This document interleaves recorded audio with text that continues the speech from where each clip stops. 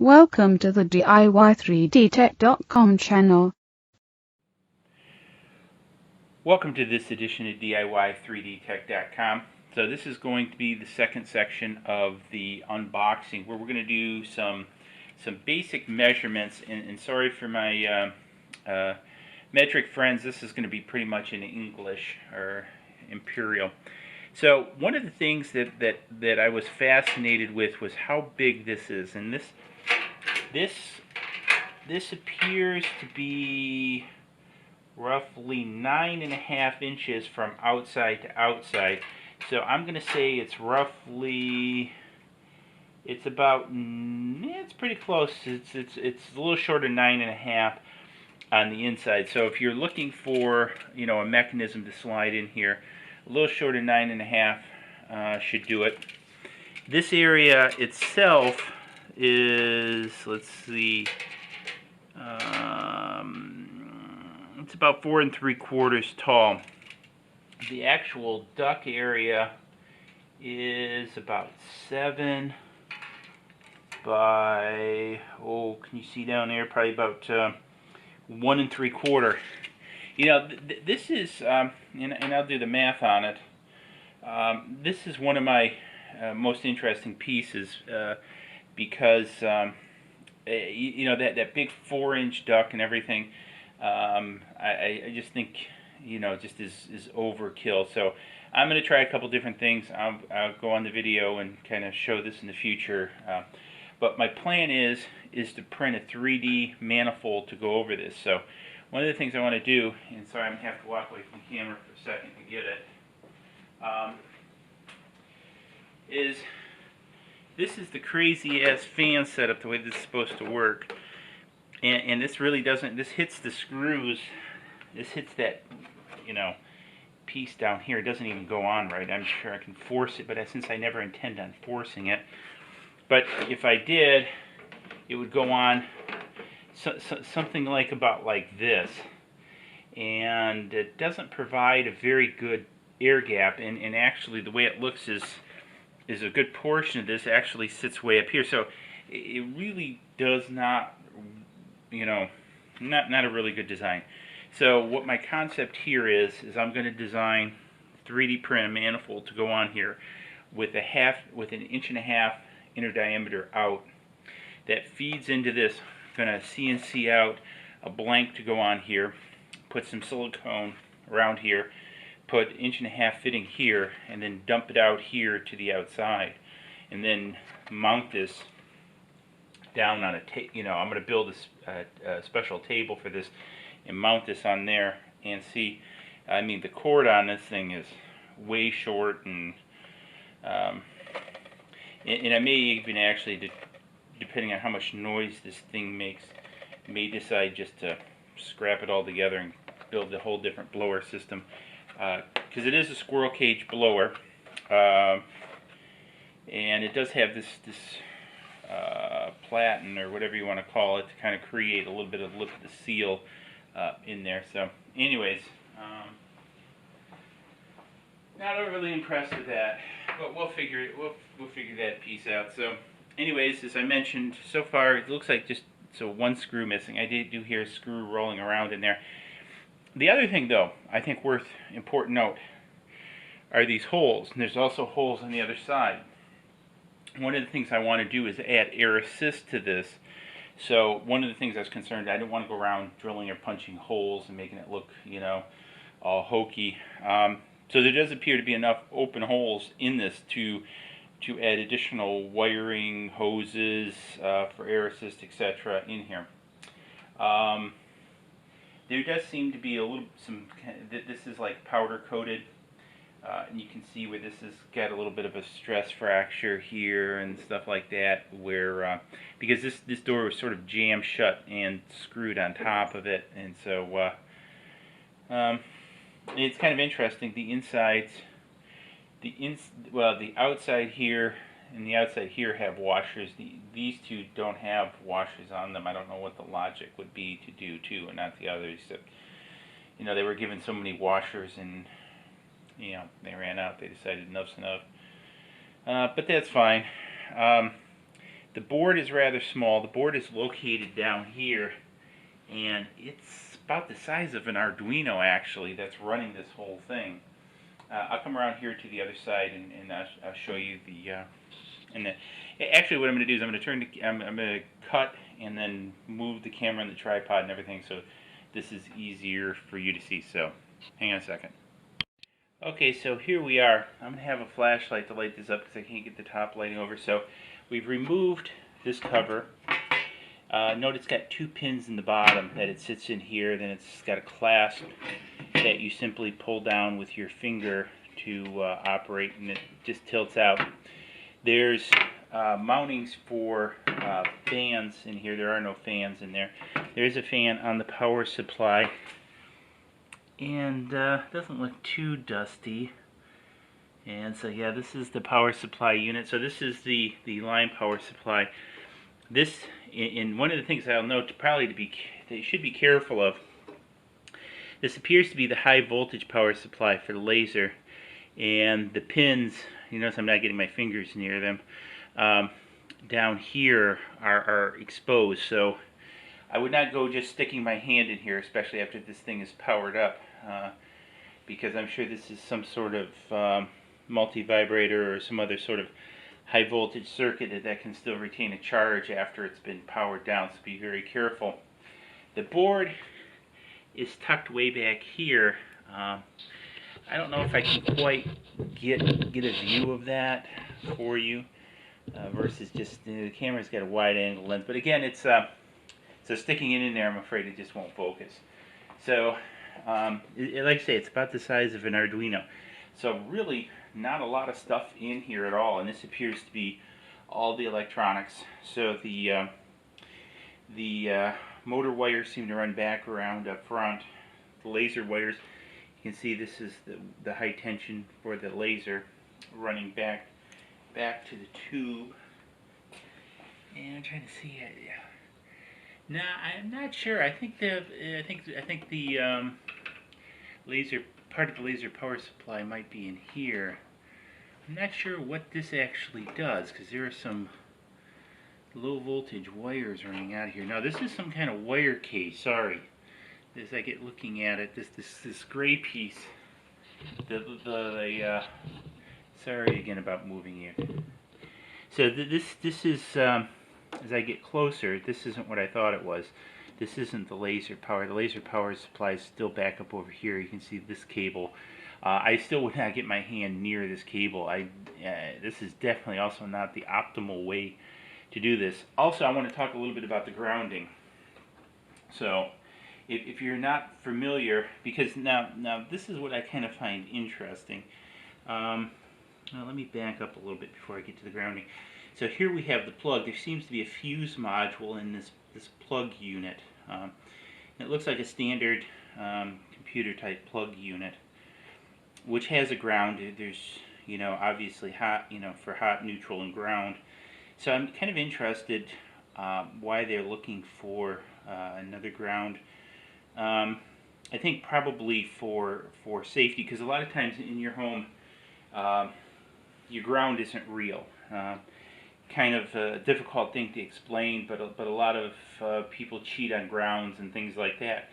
And the piece is this hot wire, which I probably shouldn't even be grabbing it. I took kind of a dumb chance by doing that. But usually it'll be de-energized, by now. But be very careful of this big red wire, because this is going to probably contain 15 to 30,000 volts. I'm not sure what this tube is rated at.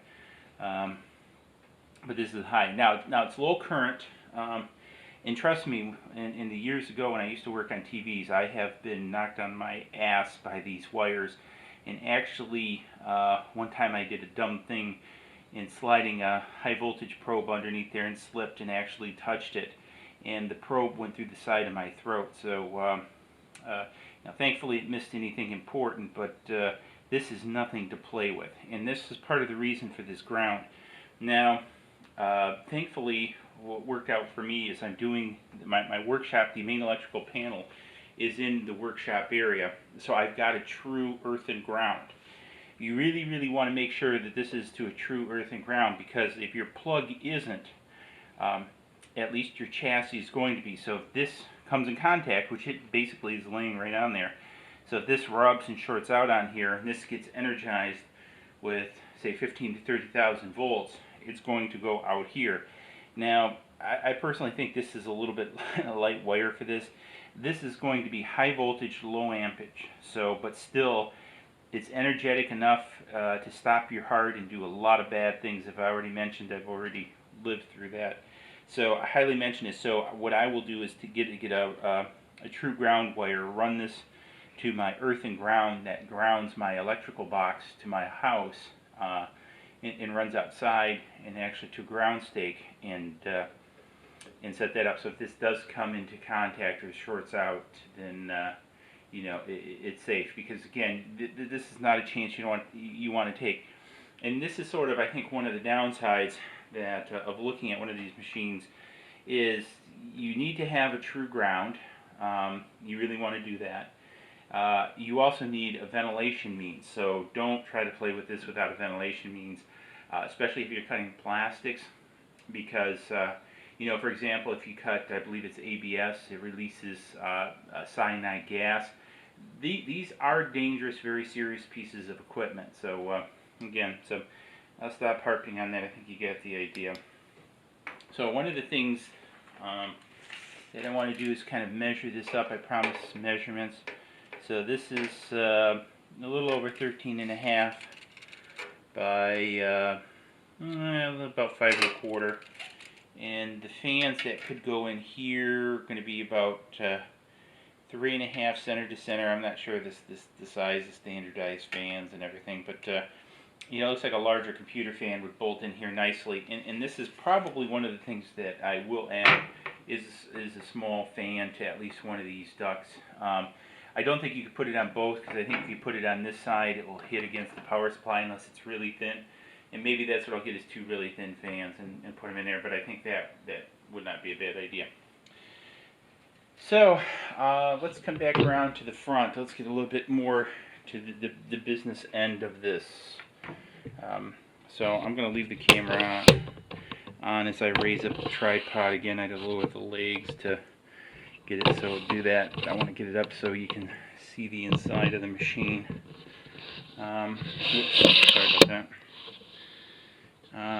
And sorry if the screen goes to sleep while I'm doing this. Well, so it's kind of hard. I'm gonna switch for a second, then come back so I can line up the screen.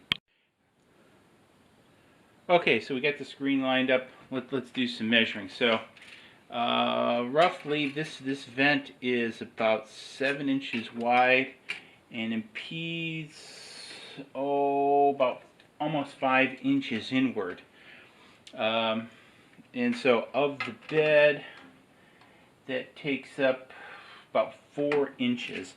So I think we could easily, now, and one of the things that I'm noticing, and that you really can't see it, I don't want to just, you know, keep moving the camera around, it gets kind of irritating, at least for me, I'm watching YouTube, but this is kind of stepped. You see this thickness here, which is, I'm going to guess about an inch, about an inch, a little short of an inch, so about 7/8. It's not the full width back. It's actually thicker back here, drops down beneath the bed, and then gets thinner up here. So I think what we'll do is we'll pull this out, we'll cut this with the bandsaw, cut that off, and have it the full width back here. And I think that'll work better for ventilation, and it'll give us this whole working surface. Now let's push this back. Let's see if we can get some generalized measurements. So, well, let's start here. So this opening is about 7 3/4 by, well, if I measure to the top here, by about 5 inches. So about 7 3/4 by 5. This is actually pretty worthless, if you ask me. Now there's a lot of tension. This is spring loaded, and it only comes down to about that far. And actually, I'm not a weakling, but it takes a lot to pull that. And so it's about 3 inches by about 7 inches is workable with this, which is just why. However, as I mentioned, there appears to be, yes, so there's 4 screws that hold this cockamamie contraption, and it seems to be self-contained. In other words, the springs, I think what's holding this back Yeah, there's a set of springs behind this, tucked up in here. So when I pull this back, right there, the springs are fully compressed. So that's stopping it from coming any further back than that. So 4 screws, this comes out, and it looks like 4 screws, and this bigger piece comes out that it's mounted into.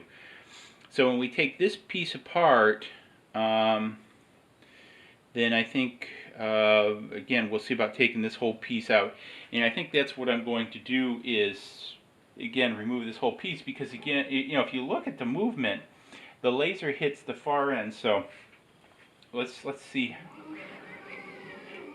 how far. So the laser goes almost to full width. So that's 14 inches. So the laser can travel almost 14 inches. So remember we wanted to do 12 by 12. 12 by 12 I don't think should be any problem at all to get this way. So then let's take a look at how long is it. So well, 12 might be a little bit of a problem this way, because the most I have on the gantry is probably, I can probably fit a 12 by 12 piece of material, but I don't think I can cut that much, because this piece is 12 inches. So I could go 12 inches, but it's to the back side. So my cutting head is right here. So I would lose probably roughly 3, nearly 4 inches. I think what I can get is about almost 10 and a half, probably about 10 inches realistically. So I think I can get 14 by 10 in here. So one of the things I want to do is I'm just going to walk over here. Sorry about the change in volume, but I'm going to get a piece of 12 by 12 material and kind of show you, set this in here. So you can kind of see, we'll be able to build a jig for 12 by 12 material, I think pretty easy, but we'll only be able to cut probably 12 by 10, which is okay, I guess. You know, we'll lose part of that stock, and then maybe we'll figure out something to do with it on a CNC or something, because I hate wasting things. However, you can see it fit in there, and you can see that very easily you could build a replacement bed for this thing very easily. So that's pretty cool. So I'm going to take this piece out. Also, as I was mentioning before in the first part of the video, I think if one wanted to, you could basically lift this carriage right out. So if you wanted to build your own case or do away with this case for whatever reason, you could probably take it out, because, well, this is, you'd have to really change this. I was thinking, you know, could you make this bigger?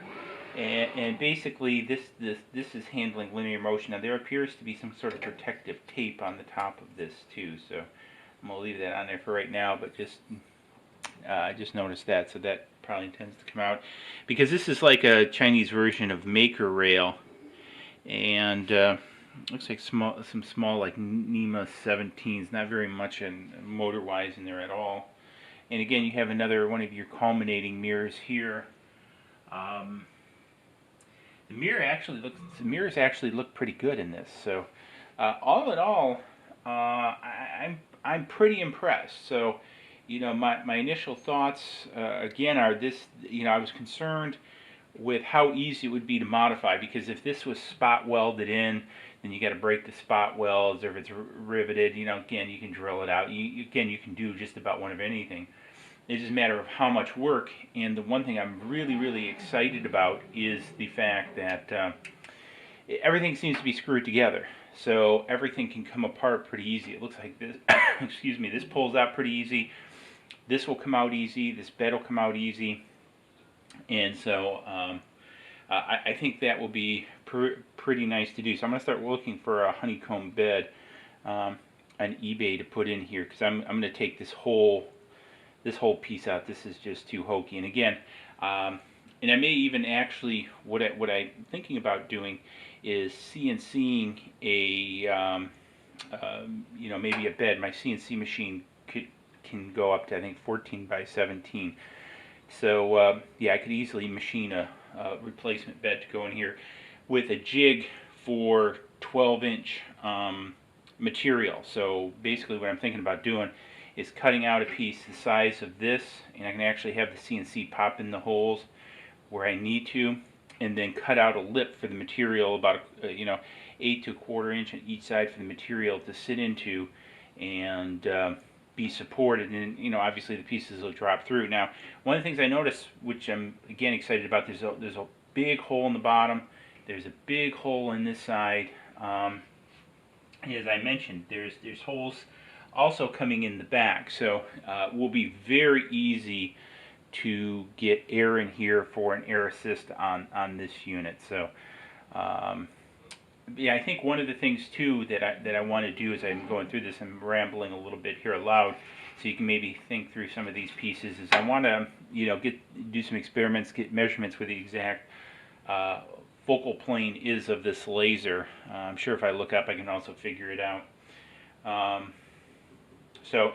one of the things too, I'm going to caution before I do any of these modifications, I am going to get the water hooked up, I am going to get it fired up, tested, make sure everything's working. Again, I'm confident now looking at the tube that I can easily change it. Again, I caution anyone that's not used to working with high voltage about touching that tube. It is a high voltage tube. What I was concerned is that it would be, again, mounted with spot welds and kind of crazy ass things that would make it very difficult to move, but it all seems to be screwed in. So at least for this version, I'm very happy. Again, I don't think it makes a huge difference, but I'm assuming that I'm not sure what these switches, it seems to be wires going to both of these switches. I'm not sure what either of them do. Obviously this one is on off, this one is who knows what. This test fire switch here, there's a laser power button here, and basically I think these are percentages to add 10%, add 1%, add a fraction of a percent. So this row of buttons makes it go up percentage-wise. This set of buttons makes it go down. This button test fires, and again, these are and they seem to go. These are mounted on I can feel underneath here PCB board, PC board. Yeah, PCB is PC board. Anyways, that's all mounted on that, so it seems to be okay. It doesn't seem to be real anything. So one of the things, obviously, and some of this stuff I'm going to change, but it seems to be outside of this switch. Everything seems to have both English as well as, I'm guessing, it's Mandarin. So amp meter, laser power, test switch, current regulator, on off, and who knows what the heck that is. But there does seem to be wires going to it. I know in some videos they didn't appear to be wires. So a little bit more on the measurements. So the general width of this is about 26.5 inches. Now, one of the things that I'll give you a heads up, this one had the shorter side on it for the electronics, or the other one had, the cheaper one had another cover that lifted up in addition to this.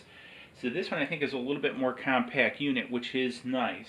So I'm trying to figure out if this was worth the extra $100 I paid for it, because this was around $465 shipped, where the other ones with the needle and potentiometer were going for $100. That's about $366 shipped. So again, I don't know. It seems kind of on the surface for only $100 that this is probably was worth the extra 100. Now, part of that's going to be in the software too. If I got CorelDRAW over MoshiDraw, and I've gotten the better panel over the needle and dial potentiometer, I think I think it's probably worth that $100. Outside of that, I think everything else is pretty much the same, all the same guts. Again, it does look a little bit different than some of the other ones I've seen. on YouTube in the unboxings and how they work. And maybe it's just some of the colors or something of this stuff. I'm kind of interested to see how the alignment of the mirrors are, because this just on the surface of it looks like it's probably quite a bit out of alignment. And this is one of the reasons I bought it from, well, you know, obviously, as I mentioned before in the first video, this box was turned inside out. So it was shipped from China in that box, and for some reason they took it, flipped the box around inside out, retaped it up, and reshipped it. So I'm not sure the logic of that. But, you know, I went with a U.S. seller and shipper, and again, I did get it relatively quick. I didn't have to wait for almost a month for it to come from China. And what I was kind of hoping in that too, and that's, you know, where some of the extra money went to, is that it got shipped, you know, in other words, a container of these got shipped to the U.S., somebody went through them, repackaged them, maybe made a few extra dollars on them, and shipped them. And what I was kind of hoping is that there would be some at least loose quality control, maybe that, you know, if in repacking the tube was broken, you know, visually, or pieces rattling around in here, that they would deal with that issue before just shipping them on to a customer. Don't know if that's true or not, but again, so far I only seen one screw missing on this, so that's not bad, and it's not in a critical spot either.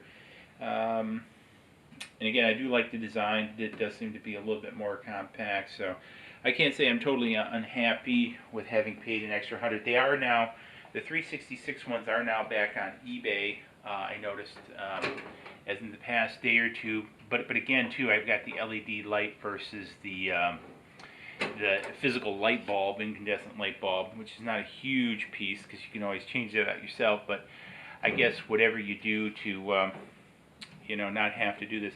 Now, the one thing I can also share is the metal fit on these aren't so great, but again, you know, what do you expect from China? So I have to take this out, you know, take this and vacuum this up later, and kind of clean this up. So anyways, well, just a few more measurements, and then I think we'll call it a video. You know, the overall length is a little short of 20, so I would say the footprint, footprint's 19 3/4, so I'd give it 20. Again, the opening, in which I do plan on making videos, so I will probably mount a video camera inside here, probably on the lid or something back here, don't know, because I do want to operate with the door shut, so extraneous light isn't bouncing around.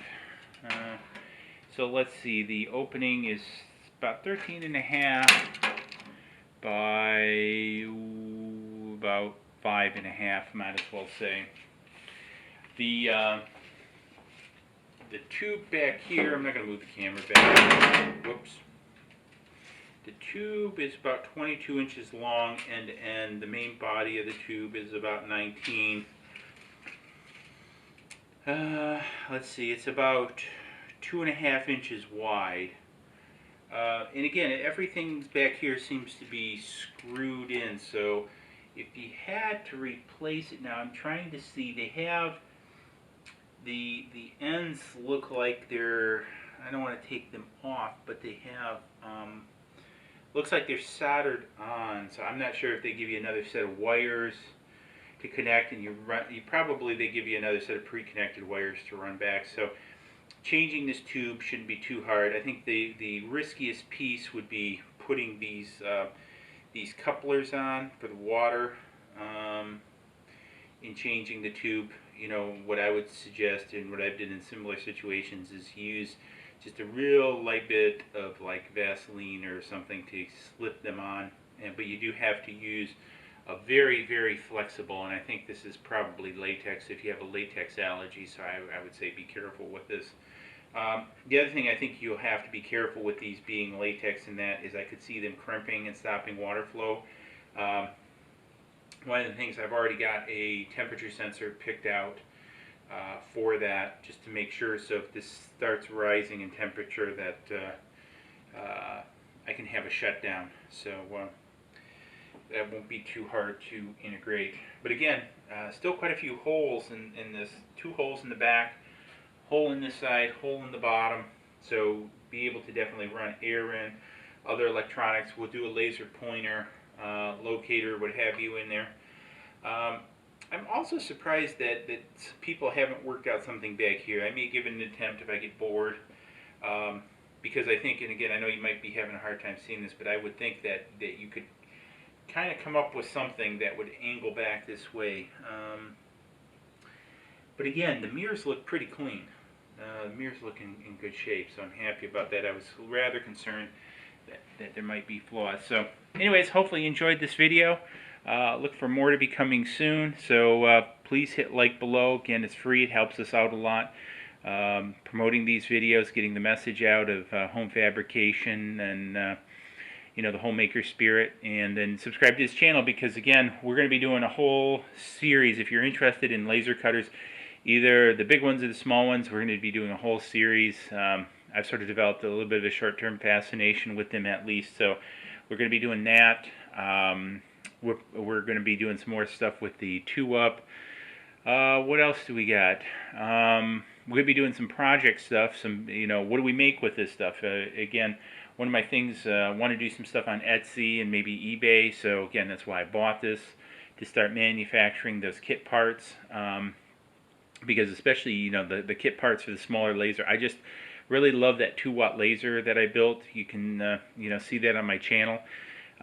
For just hobbyist type stuff, it's a great little tool. Got some modifications coming for that. We just got some new parts in. Actually, I'm waiting for a new laser diode to come in, because I fried the existing 2-watt doing some crazy things with the driver board, but we got that fixed. We got some stuff on some variable power supplies for it coming in. So again, lots of good stuff. So subscribe, stay tuned, and like below. Cheers.